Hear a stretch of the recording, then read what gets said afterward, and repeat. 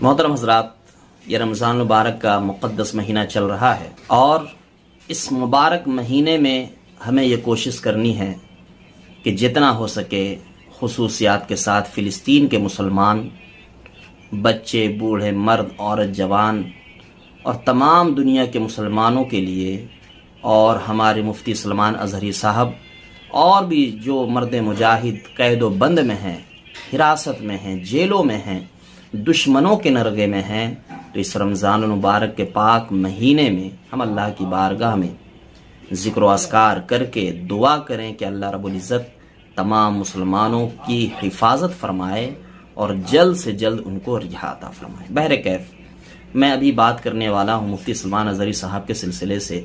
مفتی سلمان اظہری صاحب بنا ڈرے بنا خوف کھائے رات دن محنت و مشقت کرتے رہے تاکہ ہم جاگ جائیں، مسلمان بیدار ہو جائے اور ان پر جو ظلم زیادتی ہو رہی ہے مسلمانوں پر، وہ ان کے لیے اس کے خلاف میں آواز اٹھانے کے قابل بن جائے۔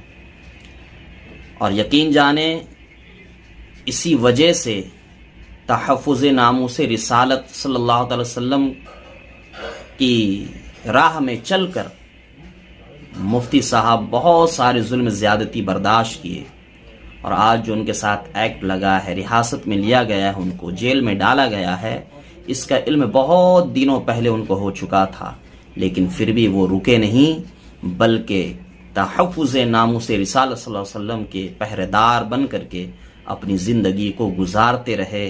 آپ جب اس بیان کو سنیں گے حضرت کی تو کتنا غم ان کے سینے میں ہے، دل میں ہے، اور کیسی بیداری لانے کی کوشش کر رہے تھے۔ آپ ضرور اس ویڈیو کو سنیں اور ہمیشہ مفتی صاحب کے سلسلے سے اور تمام دنیا کے مسلمانوں کے لیے دعا کرتے رہیں۔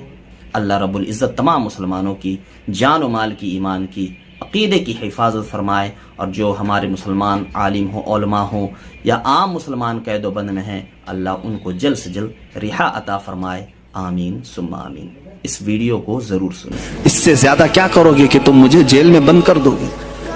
میں کل کی تفسیر میں بھی یہی کہا، ایک مولانا صاحب نے کہا کیا آپ اتنا بول رہے ہیں، آپ پر ایسے ایکٹ لگائے جائیں گے کہ زندگی بھر آپ کی ضمانت ہی نہیں ہوگی، آپ پر ایسے قانون لگائے جائیں گے کہ آپ کی زندگی بھر ضمانت ہی نہیں ہوگی۔ میرا دل یہ کہتا ہے اے لوگو، اس طرح جی کر فائدہ بھی کیا؟ ایسی آزادی کس کام کی جس میں روز اٹھتے ساتھ میرے نبی کی شان میں گستاخیاں ہم سن رہے ہوں اور حضور کو کوسا جا رہا ہو، ہم کھاتے پیتے گھوم رہے ہوں؟ اس سے بہتر ہے کہ جیل کی کوٹری میں ہم زندگی گزار لیں، کل بارگاہ مصطفیٰ میں اٹھنے والا چہرہ تو رہے ہمارے پاس۔